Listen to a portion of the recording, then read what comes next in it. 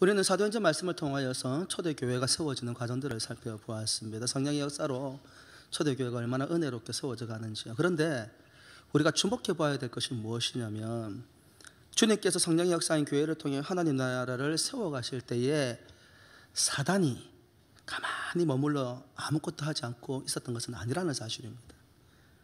여러분 기억하셔야 됩니다. 하나님이 이 땅 가운데 살아계시고 역사하시듯이 사단의 권세도 살아있습니다. 할렐루야. 그 사단이 가만히 있는 것이 아니라 이 사도행전에 교회가 세워지는 이 초창기에 3번이나 반격을 했던 모습들을 우리에게 보여줍니다. 그 첫 번째가 무엇입니까? 여러분 잘 들여다보십시오. 사단에게 이와 같은 도전은 과거와 현재와 미래를 통해서 바뀌지 않는 전략입니다. 이 3가지 방법은 교회와 성도들에게 끊임없이 일어나고 있는 현실이라는 것입니다. 그래서 그런 현실을 만났을 때에 이것을 무엇으로 이해해야 되는지에 대해서 우리에게 좋은 교훈을 줍니다. 사단이 초대교회가 세워졌을 때에 첫 번째로 공격했던 방식은 무엇입니까? 가장 거친 방법이 물리적인 폭력이었습니다. 물리적인 폭력으로서 다가오더라는 것입니다. 이 방법은 역사 가운데 사단이 가장 선호하는 방법이고 고전적이고 전통적인 방식입니다. 지나간 과거로부터 해서 현대에도 미래에도 지속적으로 이와 같은 방식들이 있을 것이라는 것입니다. 성경 어디에 사도행전에 나와 있습니까? 사도행전 4장에 산헤드린 공회의 핍박과 5장 1절부터 해서 40절에서 잘 보여주는데, 그런 이런 사건들을 통하여서 사단이 어떻게 교회가 하나님의 나라의 건설을 이루어가는 일에 반격을 하고 있습니까? 감옥에 가두고 채찍질을 하였습니다. 그리고 7장에 등장하는 스데반의 설교와 더불어서 스데반을 죽음으로 내몰았습니다. 그리고 그 이후에 사도들의 복음 전파와 더불어서 사도들 역시 소순교의 제물로 바쳐지는 모습들을 보게 됩니다. 그리고 역사적으로 볼 때 그 이후에 어떤 일들이 벌어집니까? 로마의 황제들에 의해서 교회에 대한 극심한 핍박과 잔인한 방식의 고문, 그리고 죽음을 무기로 교회를 와해시키려 하였다는 사실입니다. 이것이 사단이 교회를 공격하는 첫 번째 방식입니다. 성도들을 공격하는 첫 번째 방식이라는 것입니다. 두 번째는 어떤 방식으로 교회를 공격하였습니까? 교회를 내부적으로 와해시키려는 교묘한 방법을 사용하더라는 것입니다. 그것이 무엇입니까? 도덕적인 부패 혹은 세속적인 삶과의 타협이라는 것입니다. 외부로부터 교회 파괴시키는 일을 실패하자 사단은 아나니아와 삽비라를 통해서 교회 내부 생활에 죄의 씨앗을 심어서 교회를 세상과 다를 바 없는 그런 곳으로 오염시키고, 그리고 그리스도인의 참된 교제와 성장을 막으려고 하였다는 사실입니다. 그러나 이 방법도 그다지 큰 효과를 거두지 못하자 마지막으로 사용한 방식이 무엇입니까?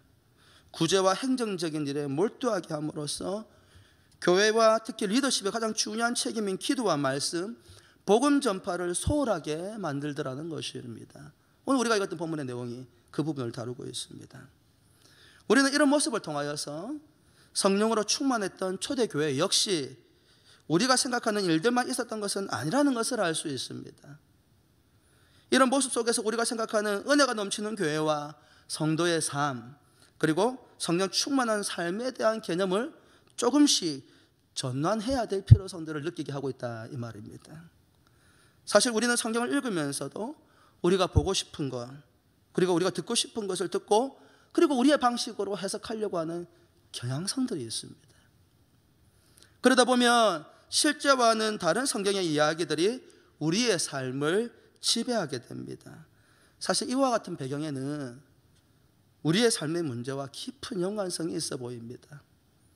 그다지 평탄하지 못한 삶을 살았던 역사적 배경 가운데에서 교회에서만큼은 희망적인 이야기를 듣기 바랬던 것 같습니다. 그와 같은 성도들의 더 나은 희망적인 삶의 욕구는 목회자들의 설교에도 영향을 미치게 됩니다. 고통과 괴로움을 수반하는 신앙생활보다도 뭔가 오늘보다 더 나은 삶을 보장되는 이 신앙생활에 대한 열망은 고스란히 설교를 통해서 성도들에게 선포되어졌습니다. 그래서 지나간 시대의 설교의 주제들을 살펴보면 주로 이와 같은 주제들을 가지고 있습니다. 아마 여러분들 저보다 더 나이가 어리신 분들도 있습니다만, 신앙의 경륜이 또 짧은 분들도 있습니다만, 저보다 훨씬 많은 신앙의 경륜을 가지고 있는 분들은 기억하실 것입니다. 과거 여러분이 살아가던 시대에 80년대, 70년대, 60년대, 2000년대 초반대까지만 하더라도 목회자들의 설교 주제가 주로 어디에 메어져 있었습니까? 회복, 치유, 성장, 번영, 성공들의 주제가 설교의 주를 이루더라는 것입니다. 문제는 무엇입니까? 성경에 그러한 이야기들이 없는 것이 아니라 그러한 이야기들만 들려주는 것이 현실적인 문제가 되더라는 것입니다. 왜냐하면 번성케 되는 것도, 고난과 고통을 당하는 것도 그 안에 다 하나님의 섭리와 계획이 담겨져 있기 때문입니다. 고난과 고통만 이야기하는 것, 성공과 번영만 이야기하는 것, 그것은 반쪽짜리 신앙이고 반쪽짜리 믿음이 될 수밖에 없다는 것입니다. 하지만 오늘의 시대는 고난의 시대를 살아가고 있습니다. 그런 관점에서 고난에 대해서 다루는 것은 의미 있는 이야기가 될 수 있다라는 생각이 듭니다. 먼저 우리가 다룰 주제는 무엇인가 하니, 성경에서 고난은 대단히 중요한 의미를 가지고 있다는 것입니다. 뭐라고요? 성경에서 고난은 대단히 중요한 의미를 가지고 있다는 것입니다. 지금 우리가 살펴보고 있는 사도행전은 굉장히 다양한 이름으로 불리고 있지요. 제일 먼저 우리가 잘 알고 있는 사도행전의 또 다른 이름은 무엇입니까? 예, 성령행전이라고 우리 알고 있지요. 그러면 또 다른 이름도 있습니다. 무엇일까요? 성령행전 말고, 사도행전 말고 또 사도행전을 우리가 또 뭐라고 부를까요? 신학자들은 교회행전 이렇게 부르기도 합니다. 또 다른 이름으로는 선교행전 그렇게 부르기도 합니다. 그리고 고난행전이라는 이름으로도 불리기도 합니다. 성령행전이라고 이야기할 때 우리는 왜 성령행전이라고 이야기합니까? 성령께서 사역을 이끌고 계시다는 점에서 성령행전이라고 이야기합니다. 교회가 세워지고 교회를 통해서 복음이 전파되도록 하셨다는 점에서 교회행전이라고 이야기하기도 합니다.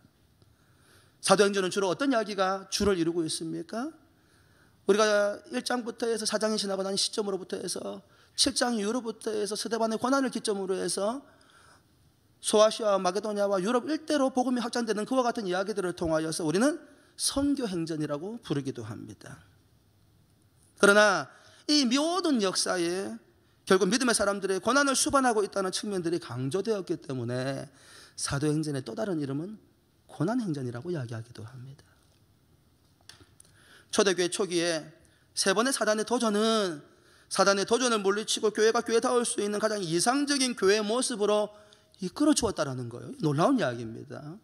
사단은 교회를 와해시키고 하나님의 나라가 건설되고 복음이 확장되는 것을 막기 위해서 세 번이나 교회를 아주 다망한 방식으로 공격하였음에도 불구하고 놀라운 사실이 무엇인가 하니 꼭 기억하셔야 됩니다. 고난의 시대를 살아가고 있기 때문에 이것은 우리에게 굉장히 의미 있는 이야기인 거예요. 이 고난이 교회가 교회다워지는 모습을 막는 것이 아니라 오히려 이 고난을 믿음으로 잘 극복했을 때에 이 고난으로 말미암아서 교회가 더 하나님의 기뻐하시는 이상적인 모습으로 견고하게 세워져 가더라는 것입니다. 첫 번째 박해는 무엇입니까?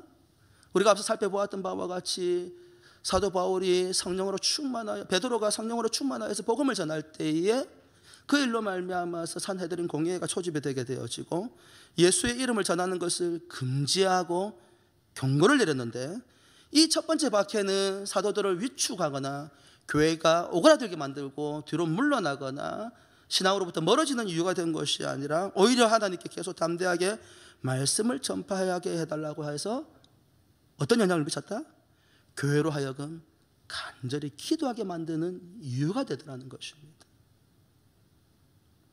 사단은 공식적인 의회를 통하여서 예수 그리스도의 복음이 선포되는 것을 막으려고 하였지만은 그 고난 이후에 교회는 오히려 더 견고해졌고 그들이 함께 모여서 오히려 이 고난과 고통 가운데에서도 예수 그리스도의 복음을 전할 수 있는 힘을 달라고 간절히 기도하는 이유가 되었다는 것입니다.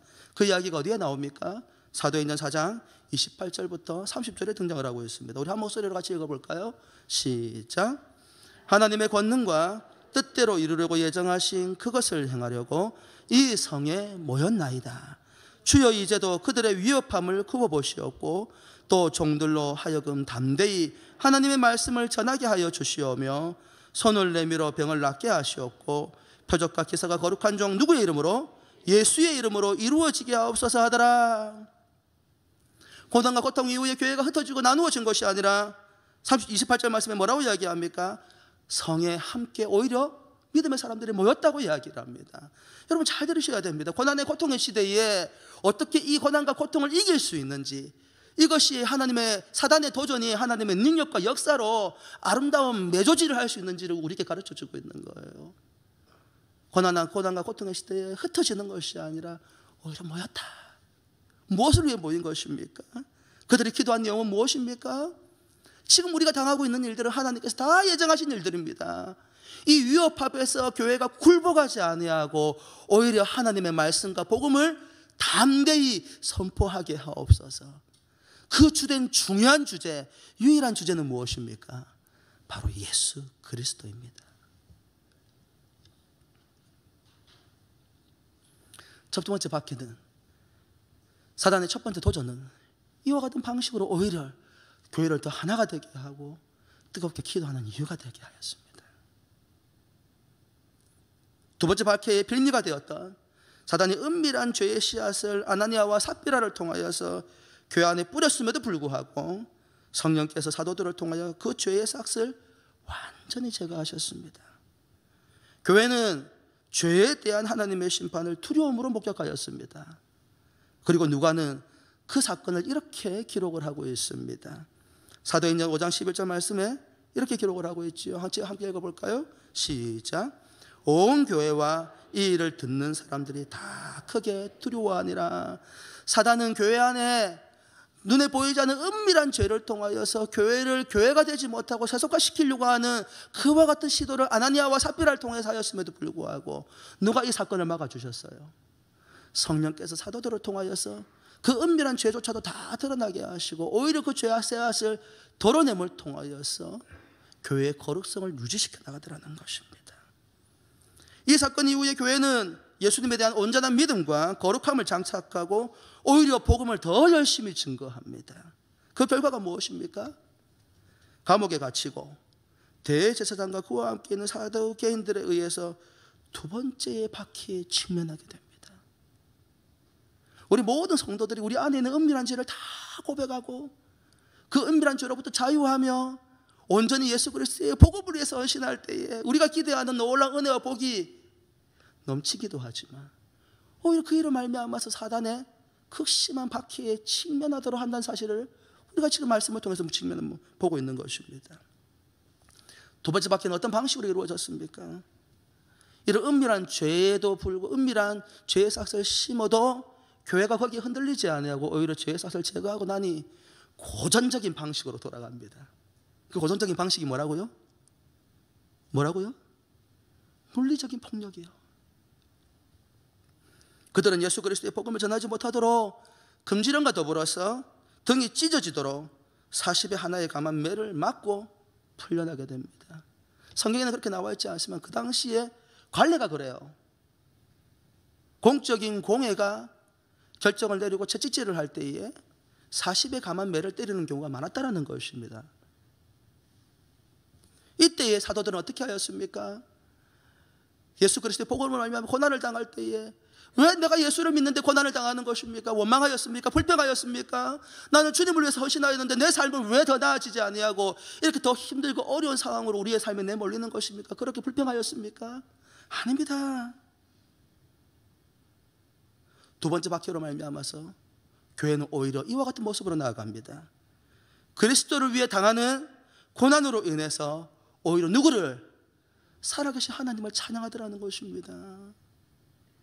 그들이 매를 맞을 때에 그들은 비로소 누구의 고난과 고통을 더 깊이 있게 이해하게 된 거예요. 우리의 죄를 위해서 십자가에서 고난을 당하시고 살 지키시며 핍박을 받으셨던 그 예수 그리스도의 고난을 더 깊이 있게 묵상하게 되었습니다. 그러면서 그들은 그렇게 고백하였습니다. 주여, 주를 찬양하고 감사하나이다. 우리가 이제서야 비로소 그리스도의 고난을 우리의 삶을 통해 조금이라도 맛보았나이다. 그 그리스도의 고난에 동참케 하신 하나님의 은혜를 찬양합니다. 할렐루야. 고난 가운데에서 그리스도인들은 절망하거나 낙담하거나 현실을 들여다보면서 불평하고 원망하는 것이 아니라 오히려 그리스도의 고난에 동참케 하신 그 은혜를, 하나님의 영광을 찬양하더라는 것입니다. 그 이야기 어디 나옵니까? 사도행전 5장 40절부터 41절에 나오지요. 우리가 한 목소리로 같이 읽어볼까요? 시작. 예수의 이름으로 말하는 것을 금하고 놓으니 사도들은 그 이름을 위하여 능욕받는 일에 합당한 자로 여기심을 기뻐하면서 공의 앞을 떠나니라. 여기에 기뻐하면서라는 단어가 다른 단어로 바꾸면 찬양하다라는 단어입니다. 기쁨을 찬양으로 하나님께 승화시켰다라는 것입니다. 고난을 당할 때에, 고통을 당할 때에 그 고난과 고통, 그 상처에 머물러 있는 것이 아니라 오히려 예수 그리스도로 말미암아 당하는 고난을 기쁘게 여기고, 오히려 예수 그리스도로 말미암아 당하는 괴로움과 고통을 감사하게 여기며 그리스도의 고난에 동참한 것을 찬양하더라는 것입니다. 그러자 나타난 세 번째 사단의 도전이 무엇입니까? 오늘 우리가 읽었던 본문에 등장하는 구제 문제로 교회 내부에서 원망과 불평이 일어난 것입니다. 실제로 사도들이 불공평하게 구제를 했다라는 근거는 성경 어디에도 없습니다. 교회는 히브리파 유대인과 헬라파 유대인으로 나누어져 있었습니다. 너무나 잘 알고 있는 내용들이죠. 더 이상 설명이 필요 없을 것 같아요. 사도들은 히브리파 유대인들이었다는 점에서 헬라파 유대인들에게 있어서 불공평한 구제가 이루어진 것이 아닌가라는 의구심을 만들어내더라는 것입니다. 설사 실제로 그와 같은 일이 있었다 할지라도 의도적으로 그렇게 한 것은 아니었다라는 것입니다. 한 가지 분명한 것이 무엇입니까? 사단이 인간이 가지고 있는 근원적인 문제를 건드렸다라는 것입니다. 뭐라고요? 인간이 가지고 있는 근원적인 문제가 연약함을 건드렸다라는, 그게 무엇입니까? 합리적이든 비합리적이든 믿음과 신뢰가 아니라 의심을 교회 공동체 안에 심어 던졌다라는 것입니다. 전후가 분명하지 않은 일에 관해서 실제로 그랬는지 그러지 않았는지를 따져보기고 객관적인 사실을 확인하기도 전에 인간이 가진 의심은 교회 공동체를 흔드는 데에서 사단에게 가장 큰 무기가 되었다는 사실입니다. 얼마나 많은 교회들이 인간의 이기심과 서로에 대한 불신으로 갈등과 분열이 초래하여 무너져 갔습니까? 하지만 성령으로 충만한 사도들은 이와 같은 사단의 도전을 간파하고 각자의 소명대로 자신에게 주어진 사역에 집중할 수 있도록 가장 효과적인 방식을 찾아내게 됩니다. 그것이 무엇입니까? 사도들에게 주어진 본질적인 사역인 기도와 말씀에 집중하고 구제를 담당할 소명받은 직분자를 세우는 일이라는 것입니다. 이것이 무엇입니까? 고난과 고통을 이겨낼 수 있는 교회의 교회다운 방식, 교회의 본질적인 사명을 감당할 수 있도록 효과적인 제도와 질서가 교회 안에 세워지더라는 것입니다. 독특하게도 이 본문은 교회가 가지고 있는 제도의 한계점을 대단히 명확하게 다루고 있습니다. 무슨 말입니까? 사랑하는 성도 여러분, 살펴보십시오. 잘 들여다보십시오. 누구보다도 성령 충만했던 사도들이 직접 섬기는 교회를 우리는 보고 있습니다. 그래서요, 사도들이 섬기는 교회여서 아무 문제 없이 성령 충만하게 은혜롭게 잘 흘러갔습니까? 아니라는 거예요. 사도들이 직접 섬기는 이 초대교회 역시 불완전하다는 사실을 우리에게 보여주고 있습니다. 제도와 질서는 그 시대의 상황에 따라서 변할 수 있음을 우리에게 보여주고 있는 것입니다. 그런 관점에서 우리의 제도가 성경을 기반으로 하고 있기에 완전하다고 주장하는 것은 잘못된 것입니다. 그렇다면 사도들의 시대가 가장 완전한 교회였어야 합니다.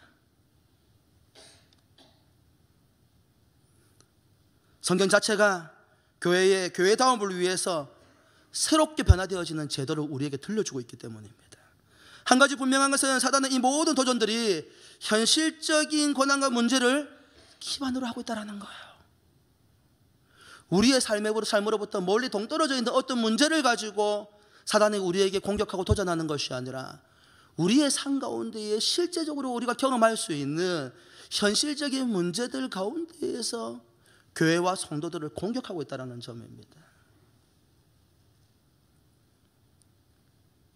그러나 이 사단의 도전은 교회를 와해시키지 못할 뿐만 아니라 오히려 교회를 더욱더 교회답게 견고하고 하나로 만들 뿐만 아니라 놀라운 역사를 만들어갔다는 점입니다. 그러면 여기에서 우리는 또 고민을 해봐야 되지요. 어떻게 해서 교회는 이와 같은 사단의 세 번의 공격에도 불구하고 더 견고하고 아름다운 교회로 세워져 갈 수 있었는지, 어떻게 해서 초대교회 성도들은 이 사단의 공격에도 불구하고 더 아름답고 견고한 모습으로 세워져 갈 수 있었냐 하는 것입니다. 고난을 지혜롭게 극복한 이후에 교회 공동체 가운데에서 역사가 나타났다는 거예요. 잘 기억하셔야 됩니다.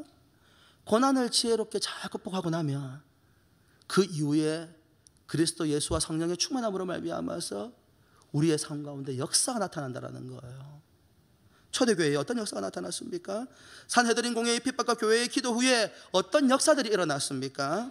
사도행전 4장 31절부터 37절에 이렇게 기록을 하고 있습니다. 제가 읽어드릴게요. 눈으로 따라와 보시기 바랍니다. 빌기를 다음에 모인 곳이 진동하더니 무리가 다 성령에 충만하여 담대히 하나님의 말씀을 전하니라.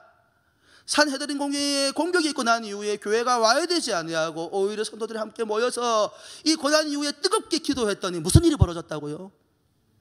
성령의 충만하게 임재하심을 통해 천지가 진동하고 오히려 성도들이 더 담대함을 얻어서 하나님 말씀을 전하는 일에 그들의 삶을 헌신하더라는 거예요.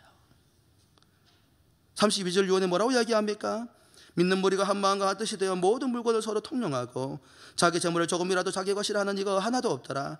사도들의 큰 권능으로 주 예수의 부활을 증언하니 무리가 큰 은혜를 받아 그 중에 가난한 사람이 없으니 있는 밭과 집이 있는 자는 팔아 그 판 것의 값을 가져다가 사도들의 발 앞에 두매 그들이 각 사람의 필요를 따라 나누어 줌이라. 고난과 고통의 시절에, 대단히 어려운 시절에 700년과 800년이 넘는 기간 동안에 이방인의 압제 가운데에서 자기의 소유를 가지기 힘들었던 사람들이 뭐라도 조금 더 자기의 것을 옮겨주기 위해서 몸부림치면서 자신의 형제와 가족과 이웃들을 짓밟고 억압하면서라도 자신의 금고에 돈을 채우려고 했던 사람들이 예수 그리스도를 믿는 믿음과 성령의 충만한 은혜로 말미암아서 그런 이기수금과 자기 중심적인 삶으로부터 벗어나서 이타적이고 그리스도의 사랑을 실천하는 사람들이 되더라는 것입니다. 그래서 초대교회 안에 어떤 사람이 없었다고요? 어떤 사람이 없었다고요? 가난한 사람이 없었대요. 가진 자들이 자신의 재산들을 팔아서 필요에 따라 나눠줌을 통하여서 교회 안에서 가난한 자가 없었다라는 것입니다. 사랑하는 성도 여러분, 다시 질문을 던집니다. 우리의 삶의 목적은 무엇입니까? 저쪽이 대답을 안 하시네. 우리의 삶의 목적은 무엇입니까? 하나님의 나라를 건설하는 것입니다. 여러분 들여다보십시오. 고난 이후에 오히려 초대교회가 하나님의 나라의 모습으로 변화되어져 가는 모습들을 보게 됩니다. 고난에 넘어지지 아니하고 고난을 은혜 가운데에서 성령 충만하여 믿음으로 잘 극복해내고 나면 무슨 일이 벌어진다는 거예요. 교회 공동체가, 성도의 삶이 하나님의 나라를 경험하게 된다는 것입니다. 두 번째 박해 후에 교회에 들어온 은밀한 죄의 문제를 해결하고 오히려 담대함을 얻어서 복음을 전하다가 두 번째 박해를 받고 난 이후에 어떤 변화가 일어나게 됩니까? 사도행전 5장 42절에 이 두 번째 박해 이후에 교회의 모습이 어땠는지를 우리에게 들려줍니다. 같이 한번 읽어볼까요? 시작.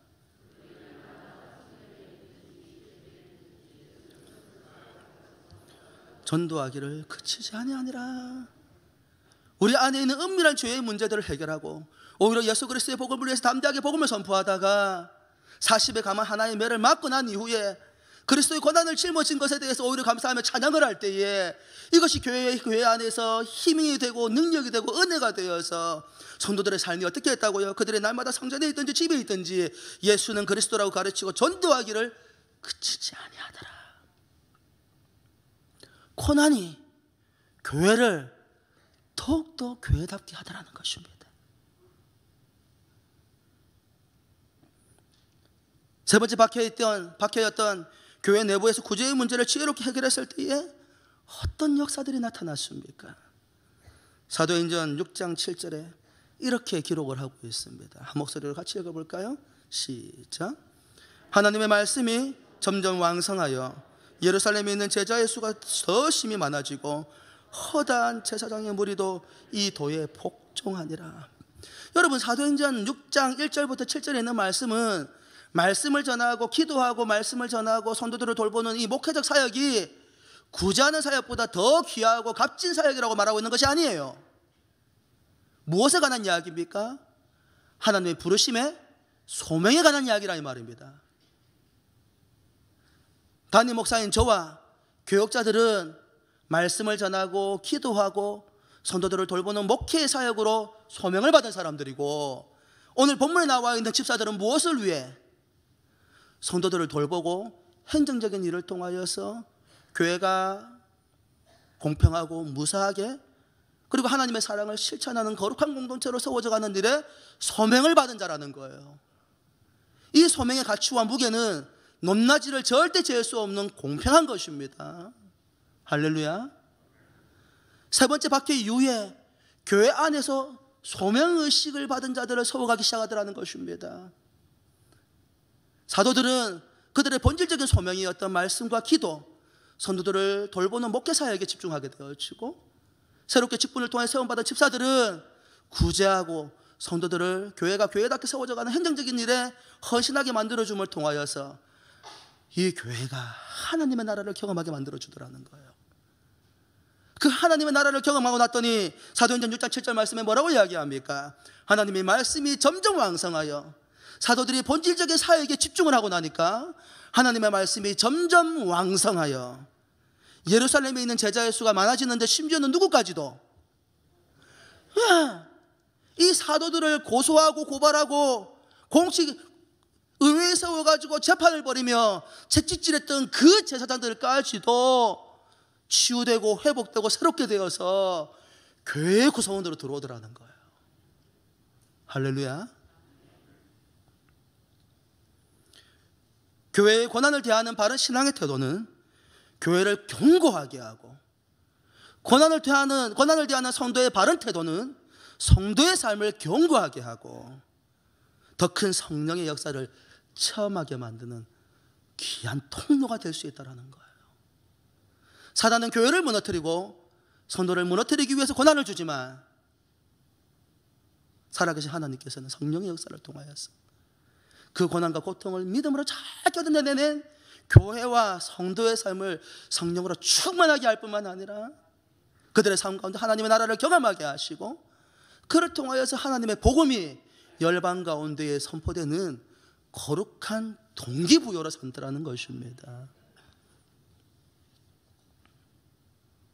그렇다면 지금 우리 교회 공동체가 여러분이 당하는 고난은 여러분의 삶을 어디로 이끌고 있는지 이제 진지하게 질문을 던져보셔야 합니다. 이 고난 가운데에서 우리는 주님을 바라보고 있습니까? 우리의 사명, 하나님의 나라를 위해서 지속적으로 헌신할 수 있도록 도와달라고 기도하는 이유가 되고 있습니까? 우리의 삶의 주관자이시고 살아계신 하나님을 고난 가운데 찬양하고 노래하고 있습니까? 예기치 못한 고난과 고통은 우리를 당황스럽게 만듭니다. 우리의 생각과 신앙의 관점은 때로 혼란에 빠지기도 합니다. 주님을 신뢰하고 의지하는 우리의 삶에 왜 이런 고난과 고통이 다가오는지 많은 질문들도 던지게 만듭니다. 그런데 역사적인 교회와 지금 우리가 겪는 고난에 다른 성격의 것입니까? 다른 모습으로 보여지는 것입니까? 아닙니다. 방법이 달라진 것처럼 보여지지만 겉으로 보여지는 양상만 달라졌을 뿐, 그 안에서 다 우리 교회와 성도를 공격하는 방식은 여전히 유효한 방식으로 이루어지고 있습니다. 많은 성도들이 물리적인 폭력 앞에서 신앙의 도전을 받고 있고, 많은 성도들이 은밀한 죄의 문제로 말미암아서 하나님께 나아가는 일에 도전을 받고 있고, 많은 교회가 자신의 주어진 소명에 집중하지 못하고 다른 일들에 관심을 가짐을 통하여서 갈등과 분란이 여전히 현대의 교회 가운데에서도 일어나고 있다는 것입니다. 역사적인 초대교회에 일어났던 문제가 우리의 삶의 문제와 불가적인 문제가 아니라는 것입니다. 여전히 사단은 이 우리의 믿음과 우리의 소명을 혼란스럽게 만들고 현실에 대한 두려움으로 주를 바라보지 못하게 하려는 그 계획이 우리가 당하는 고난 가운데 담겨져 있지 않는가 하는 문제입니다. 사랑하는 성도 여러분, 그런 관점에서 볼 때에 진정한 그리스도인은 고난과 박해, 고통의 시간 가운데에서 뒤로 물러서지 않습니다. 다시 이야기할까요? 진정한 그리스도인은 고난과 박해 가운데에서 뒤로 물러서지 않습니다. 고난은 교회와 성도를 연단시킵니다.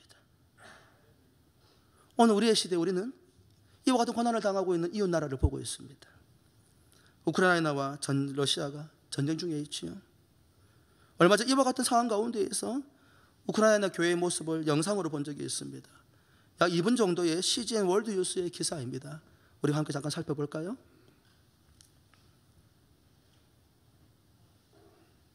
두려워.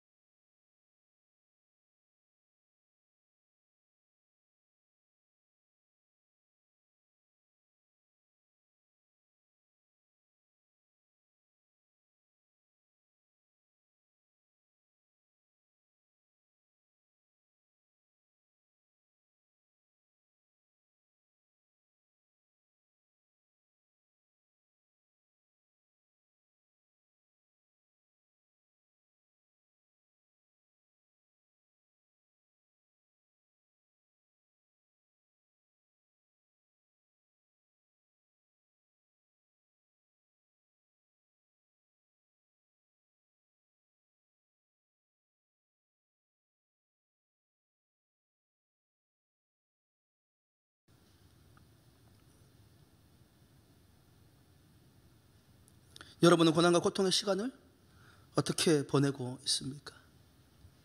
주님의 섭리와 계획에 대한 신뢰보다도 우왕좌왕하면서 두려워하거나 근거 없는 의심과 생각으로 여러분의 심령을 공고하게 만들고 있지 않습니까? 사랑하는 성도 여러분, 주님의 말씀을 기억하시기 바랍니다. 마태복음 10장 28절 말씀에 우리가 진정 두려워해야 될 것이 무엇인지를 우리에게 가르쳐주고 있습니다. 우리가 한 목소리로 같이 한번 읽어볼까요? 시작. 몸은 죽여도 영혼은 능히 죽이지 못하는 자들을 두려워하지 말고 오직 몸과 영혼을 능히 지옥에 멸하실 수 있는 이를 두려워하라. 할렐루야. 사단의 이 세 가지 방법은 역사 가운데 단 한 번도 바뀐 적이 없습니다. 그리고 앞으로도 바뀌어가지 않을 것입니다. 어느 신학자가 그런 말씀을 하시더라고요. 사단은 생각보다도 머리가 나쁘다. 그런데 그런 사단의 계획은 역사가 증명하듯이 여전히 강력한 방식으로 교회에게 영향력을 발휘하고 있다는 사실입니다. 하지만 물리적인 폭력도, 은밀한 죄를 교회에 심는 것도, 근거 없는 의심으로 교회를 분열과 갈등으로 몰아가는 것도 결국 성령의 도우심을 통하여 우리는 반드시 극복하게 될 것입니다. 이것이 성경의 약속입니다. 사단은 끊임없이 이 세 가지 방법으로 교회를 무력화시키고 와야하려 했지만 단 한 번도 역사 가운데에서 성공한 적이 없었습니다. 지역의 교회들이 무너지는 일이 없는 것은 아니었어도 궁극적으로 하나님께서 교회 공동체를 보존하시고 오늘의 시대까지 이끌어 오셨으며, 그리고 주님의 부르심은 주님께서 이 땅에 재림하시는 날까지도 반드시 이끌어 가실 것입니다. 사도행전 이후의 그 이야기들은 그것을 우리에게 보여줍니다. 사랑하는 성도 여러분, 고난과 고통을 만났을 때에 우리가 어떻게 이 고난과 고통 가운데에서 고난과 고통을 이길 뿐만 아니라 승리케 하시는 예수 그리스도의 은혜와 능력을 우리의 삶을 통해서 경험할 수 있습니까? 기억하십시오. 고난과 고통 가운데에서 우리 주 예수 그리스도를 바라보시기를 주의 이름으로 축원합니다. 주를 철저하게 신뢰하시기를 주의 이름으로 축원합니다. 여러분 안에 있는 의심과 두려움을 주님께 내어 맡기십시오. 의심과 두려움으로 여러분의 삶을 채우지 말고 우리를 하나님의 자녀로 삼으신 그 은혜, 그리고 우리의 삶을 영원한 하나님의 나라로 인도하실 그 주님의 주권적인 능력을 의지하면서 주를 신뢰함으로 믿음으로 나아가시는 저와 여러분 되시기를 주 예수 그리스도 이름으로 축원합니다. 주님께서 우리 은한교회 공동체와 우리 살아가는 믿음의 가족들의 삶을 반드시 승리케 하실 것입니다. 고난 가운데 주를 바라보십시오. 기도하겠습니다.